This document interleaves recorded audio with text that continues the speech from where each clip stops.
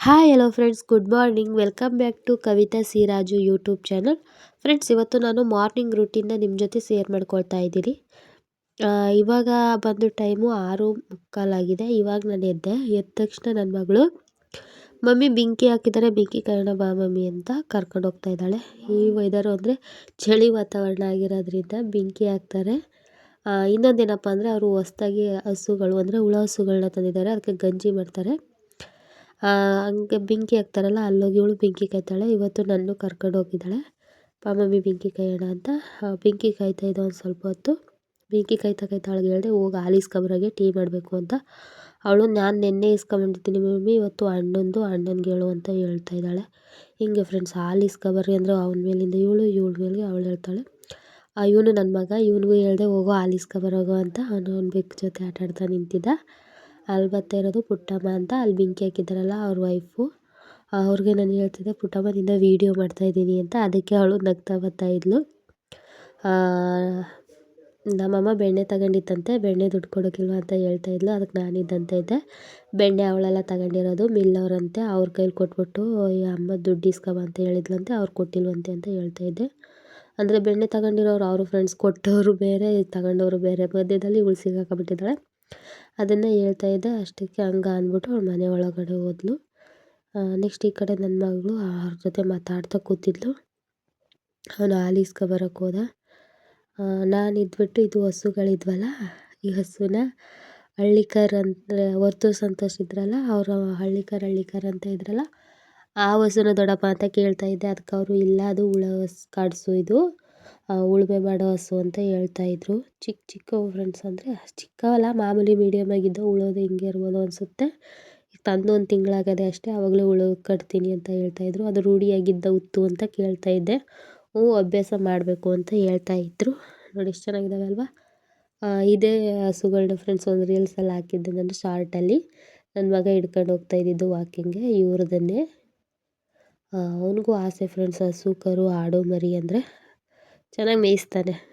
ನೋಡಿ ಬೆಳಗ್ಗೆನೇ ವೆದರು ಈ ಥರ ಇದೆ. ಇನ್ನೂ ಬೆಳಗ್ಗೆ ಎದ್ರೋಕ್ಕಾಗಲ್ಲ, ಯಾಕಂದರೆ ಇಬ್ಬನಿ ಉದುರ್ತಾನೆ ಇರುತ್ತೆ. ಅದನ್ನು ಒಂದಿನ ವೀಡಿಯೋ ಮಾಡಿ ಹಾಕ್ತೀನಿ. ಅವಳು ಅವ್ರ ಜೊತೆ ಮಾತಾಡ್ತಾ ಕೂತಿದ್ಲು. ಇದು ಬಂದು ನಮ್ಮ ಅಣ್ಣ, ಅವನು ಹಿಂದ್ಗಡೆ ಹಾಲು ತಗೊಬರ್ತಾ ಇದ್ದಾನೆ. ನಾನು ಇವನನ್ನು ರೇಗಿಸ್ತಾ ಇದ್ದೆ, ಅವನು ನಕ್ಕೊಂಡು ಹೋಗ್ತಾ ಇದ್ದ. ನನ್ನ ಮಗ ಹಾಲು ತಗೊಬಂದೆ ಮಮ್ಮಿ ಅಂತ ತೋರಿಸ್ತಾ ಇದ್ದ. ಹಿಂಗೆ ಫ್ರೆಶ್ ಡೈಲಿ ಹಾಲು ತರಬೇಕು ಅಂದರೆ ಅವನಿಂದ ಇವಳಿಗೆ, ಇವನಿಂದ ಅವಳಿಗೆ ಹೇಳ್ತಾನೆ ಇರ್ತಾರೆ. ಆದರೂ ಇವತ್ತು ಇವನು ಸೋತೋಗಿ ಹಾಲು ತಗೊಬಂದವನೇ, ಅದೇ ನನ್ನ ಪುಣ್ಯ. ಇದು ಬಂದು ನಮ್ಮ ಮನೆ ಎದುರುಗಡೆ ಬಾಗಿಲು. ಅಂದರೆ ನಮ್ಮ ಮನೆಗೆ 2 ಬಾಗಿಲು, ಆ ಕಡೆ ಒಂದು ಈ ಕಡೆ ಒಂದು ಐತೆ. ಇದು ರೋಡ್ ಸೈಡ್ದು. ನಾನು ಡೈಲಿ ಎದ್ದ ತಕ್ಷಣ ಬಂದು ರೋಡ್ ಸೈಡ್ ಬಾಗಿಲನ್ನೇ ತೆಗೆದ್ಬಿಟ್ಟು ಅಲ್ಲಿ ತೆಂಗಿನ ಮರ ಮತ್ತು ಅವ್ರ ಹಸು ಕಟ್ಟಾಕಿದ್ದಾರಲ್ಲ ಅದನ್ನ ನೋಡ್ತಾಯಿದ್ವಿ. ಅವ್ರ ತಾತ ಅಲ್ಲಿ ನೀರು ಹಿಡಿತಾಯಿತ್ತು, ಇವಳು ಬೆಕ್ಕು ಹಿಡ್ಕೊಂಡು ಆಟಾಡ್ತಾಯಿದ್ಲು. ಆವಾಗಲೇ ಬಂದವಳು ಫ್ರೆಂಡ್ಸ್, ಬೆಂಕಿ ಕಾಯ್ತಾ ಕೂತಿದ್ದವಳು. ಇಲ್ಲಿ ಬೆಕ್ಕು ಮರಿಗೆ ಹಿಂಸೆ ಕೊಡೋಕ್ಕೆ ಹುಸಿ ಹಿಂಸೆ ಕೊಡೋಲ್ಲ ಫ್ರೆಂಡ್ಸ್. ಅದಕ್ಕೆ ನೋಡಿ ಯಾವ ಥರ ಮುದ್ದಾಡ್ತಾ ನಿಂತಾಳೆ. ಎಣ್ಣೆ ತಲೆ ಬಚ್ಚಿರೋ ತಲೆನೆಲ್ಲ ಬಿಚ್ಕೊಂಡು ಹುಚ್ಚಿಯಾಗಿದ್ದಾಳೆ. ಹಂಗೆ ಕೈ ತೊಳ್ಕೊಂಡು ನಲ್ಲಿ ನೀರು ಬರ್ತಾಯಿತ್ತಲ್ಲ, ಇಲ್ಲಿ ಟೀ ಮಾಡೋಣ ಅಂತ ಹಾಲು ಕಾಯೋಕೆ ಇಡ್ತಾಯಿದ್ದೀನಿ. ಹಾಲು ಕಾಯೋಕೆ ಇಟ್ಬಿಟ್ಟು ಅದಕ್ಕೆ ಸ್ವಲ್ಪ ನೀರು ಹಾಕ್ಬಿಟ್ಟು ಹಾಲು ಕಾಯೋಕೆ ಬಿಟ್ಬಿಟ್ಟು ಹೋಗಿ ಕೂತ್ಕೊಂಡೆ ಫ್ರೆಂಡ್ಸ್. ಹಾಲು ಮಳ್ಳಿ ಅಂದ್ಬಿಟ್ಟು ನಾನು ಸ್ಲಿಮ್ಮಲ್ಲಿ ಇಡಬೇಕು, ಹೈ ಫ್ಲೇಮಲ್ಲಿ ಇಟ್ಬಿಟ್ಟು ಹೊರಟೋಗಿದ್ದೆ. ಅದೆಲ್ಲ ಉಬ್ಬಂದು ಸುರಿದೋಗಿತ್ತು. ಪರವಾಗಿಲ್ಲ, ಇನ್ನೇನು ಮಾಡೋಕ್ಕಾಗುತ್ತೆ ಅಂದ್ಬಿಟ್ಟು ಗ್ಯಾಸ್ ಸ್ಟೌವಲ್ಲೆಲ್ಲ ಒರೆಸ್ಬಿಟ್ಟು ನೆಕ್ಸ್ಟ್ ಚೆನ್ನಾಗಿ ಹಾಲನ್ನ ಮಳ್ಳಿಸ್ಬಿಟ್ಟು ಒಂದು ಪಾತ್ರೆಗೆ ಎತ್ತಿಟ್ಬಿಟ್ಟು ಟೀಗೆ ಎಷ್ಟು ಬೇಕೋ ಅಷ್ಟು ಹಾಲು ತಗೊಂಡು ಅದಕ್ಕೊಂದು ಲೋಟದಷ್ಟು ನೀರು ಹಾಕ್ಬಿಟ್ಟು ಟೀ ಮಾಡ್ಕೊಳ್ತಾ ಇದ್ದೀನಿ ಫ್ರೆಂಡ್ಸ್. ನಮ್ಮ ಮನೇಲಂತೂ ಬೆಳಗ್ಗೆ ಎದ್ದ ತಕ್ಷಣ ಟೀ ಇರಲೇ ಇರಬೇಕು. ಟೀ ಇಲ್ಲ ಅಂದರೆ ಫೈಟ್ ಗ್ಯಾರಂಟಿ. ಅದು ಬಂದು ಮಸಾಲೆ ಟೀ ಪುಡಿ ಮತ್ತು ಸಕ್ಕರೆನ ಹಾಕ್ಬಿಟ್ಟು ಟೀ ಮಾಡ್ತಾಯಿದ್ದೀನಿ. ಟೀ ಮಾಡೋ ತನಕ ಇಲ್ಲಿ ವಾಷಿಂಗ್ ಮಿಷಿನ್ಗೆ ಬಟ್ಟೆ ಹಾಕ್ಬಿಡೋಣ ಅಂತ ನೀರು ಹಾಕೋಕೆ ಹೇಳಿದೆ ನನ್ನ ಮಗನಿಗೆ. ಇವಳು ಓಡಿ ಬಂದು ಪೈಪ್ ಇಟ್ಕೊಂಡಿದ್ದಾಳೆ, ನಾನು ತುಂಬಿಸ್ತೀನಿ ಮಮ್ಮಿ ಅಂತ. ಸರಿ ಆಯಿತು, ಬ್ಲೂ ಲೈನ್ ಬರೋ ತನಕ ತುಂಬಿಸು ಅಂದ್ಬಿಟ್ಟು ಹೇಳಿದೆ. ಸರಿ ಮಮ್ಮಿ, ಬ್ಲೂ ಲೈನ್ ತನಕನ ಅಂತ ಹೇಳ್ಬಿಟ್ಟು ತುಂಬಿಸ್ತಾಯಿದ್ಲು. ಅಷ್ಟೊತ್ತಿಗೆ ಟೀ ಎಲ್ಲ ಮಳ್ಳಿತ್ತು. ಟೀ ನೋಡಿ ಫ್ರೆಂಡ್ಸ್, ಈ ಥರ ಚೆನ್ನಾಗಿ ಮಳ್ಳಬೇಕು. ಕೆಲವರಂತೂ ಟೀನ ಮಳ್ಸೋದೇ ಇಲ್ಲ, ಅದು ಹೊರನರೆ ಎಲ್ಲ ಹಂಗೆ ಇರುತ್ತೆ.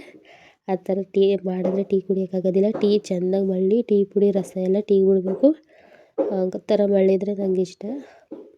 ನೋಡಿ ಇವಾಗ ಟೀ ರೆಡಿ ಆಯಿತು. ಟೀನ ಫಸ್ಟ್ ಒಂದು ದೊಡ್ಡ ಲೋಟಕ್ಕೆ ಬಿಟ್ಕೊತೀನಿ. ಯಾಕಂದರೆ ಚಿಕ್ಕ ಲೋಟಿಗೆ ಎತ್ತಿ ಬಸ್ಸೋಕ್ಕಾಗಲ್ಲ ಅಂದ್ಬಿಟ್ಟು ಮೊದಲೇ ಒಂದು ದೊಡ್ಡ ಲೋಟಕ್ಕೆ ಬಸ್ಬಿಟ್ಟು ಅದನ್ನು ಚಿಕ್ಕ ಲೋಟಗಳಿಗೆ ಹಾಕತ್ತೀನಿ. ಇವಾಗ ಟೀನ ಎಲ್ಲರಿಗೂ ಕೊಟ್ಬಿಟ್ಟು ನೆಕ್ಸ್ಟು ಬ್ರೇಕ್ಫಾಸ್ಟ್ಗೆ ನಾನು ಶಾವಿಗೆ ಉಪ್ಪಿಟ್ಟು ಮಾಡೋಣ ಅಂತ ಅಂದ್ಕೊಂಡಿದ್ದೆ ಇವತ್ತು. ಅದಕ್ಕೆ ಮೆಣಸಿನ್ಕಾಯಿ ಖಾಲಿ ಆಗಿಬಿಟ್ಟಿದೆ ನೋಡ್ಬೋದು. ಟೊಮೆಟೊ ಅದೆಲ್ಲ ಶನಿವಾರ ಸಂತೆಯಲ್ಲಿ ತಂದಿದ್ದು. ಅದು ಗುಲಾಬಿ ಗಿಡ ನಮ್ಮ ಮನೆ ಹತ್ರ ಇರೋದೆ. ಕಡೆನೂ ಸ್ವಲ್ಪ ಗಿಡ ಐತೆ ಅಂತ ಹೇಳಿದ್ನಲ್ಲ, ಈ ಕಡೆ ಇದ್ದಾವೆ ಇವೆಲ್ಲ. ಇವಾಗ ಸೈಟ್ ಹತ್ರ ಮೆಣಸಿನ್ಕಾಯಿ ಇದೆಯೇನೋ ಅಂತ ನೋಡೋಕೆ ಹೋಗ್ತಾಯಿದ್ದೀನಿ. ಹೋಗೋದ್ರಲ್ಲಿ ಜಾನಿ ಮಲಗಿತ್ತು. ಜಾನಿ ಅಂದರೆ ನಮ್ಮನೆ ಪಕ್ಕದವ್ರ ಮನೆ ನಾಯಿ, ಅದ್ರ ಹೆಸರು ಬಂದು ಜಾನಿ ಅಂತ. ಫುಲ್ಲು ರೂಟಿ ಫ್ರೆಂಡ್ಸ್. ಅದು ಮನೆ ಹತ್ರ ಯಾರೂ ಸೇರಿಸಲ್ಲ ಹೊಸಬ್ರನ್ನ. ಹಂಗೆ ಹೋಗ್ತಾ ಇರ್ಬೇಕಾದ್ರೆ ಇದೆ ನಮ್ಮ ಅಣ್ಣ ಅವ್ರ ಮನೆ. ಅವರು ನಿನ್ನೆ ವಾರ ಮಾಡಿದರು, ವಾರ ಮಾಡಿ ರಂಗೋಲಿ ಹಾಕಿದ್ರು. ಅದನ್ನ ವೀಡಿಯೋ ಮಾಡ್ಕೊಂಡು ಅವಳ ಜೊತೆನೂ ಮಾತಾಡಿಕೊಂಡು ಏನು ಮಾಡ್ತಾಯಿದ್ದೆ ಅಂತ ಕೇಳಿದೆ. ಅವಳು ಉಪ್ಪಿಟ್ಟು ಮಾಡ್ತಾಯಿದ್ದೀನಿ ಅಂತ ಅಂದಳು. ಅದಕ್ಕೆ ಸರಿ ಮಾಡು ಅಂದ್ಬಿಟ್ಟು ಇಲ್ಲಿಗೆ ಬಂದು ಮೆಣಸಿನ್ಕಾಯಿನ ಹುಡುಕ್ತಾಯಿದ್ದೀನಿ.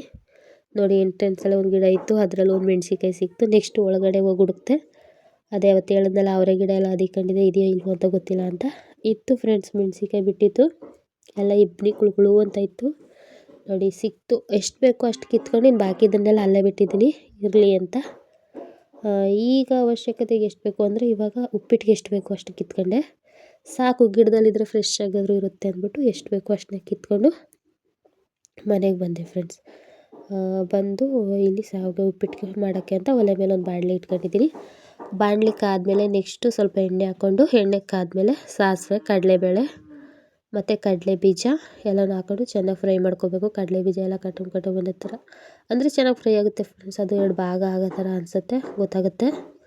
ನೆಕ್ಸ್ಟು ಕಡಲೆ ಬೀಜ ಕಡಲೆಬೇಳೆ ಎಲ್ಲ ಚೆನ್ನಾಗಿ ಸಿಡಿದು ಬೆಂದಮೇಲೆ ಅದಕ್ಕೆ ಕರಿಬೇವಿನ ಸೊಪ್ಪು ಮತ್ತು ಹಸಿಮೆಣ್ಸಿನ್ಕಾಯಿ 2 ಹಾಕ್ಕೊಳ್ತೀನಿ. 2 ಹಾಕ್ಕೊಂಡು ಚೆನ್ನಾಗಿ ಮಿಕ್ಸ್ ಮಾಡಿಕೊಂಡು ಉದ್ದುದ್ದಾಗಿ ಕಟ್ ಮಾಡಿರೋವಂಥ ಈರುಳ್ಳಿ ಸಣ್ಣದಾಗಿ ಕಟ್ ಮಾಡ್ಕೋಬೇಕು. ಉದ್ದುದ್ದಾಗಿ ಸಣ್ಣದಾಗಿ ಕಟ್ ಮಾಡ್ಕೊಂಡ್ರೆ ಬೇಗ ಬೆಂದ್ಕತ್ತೆ.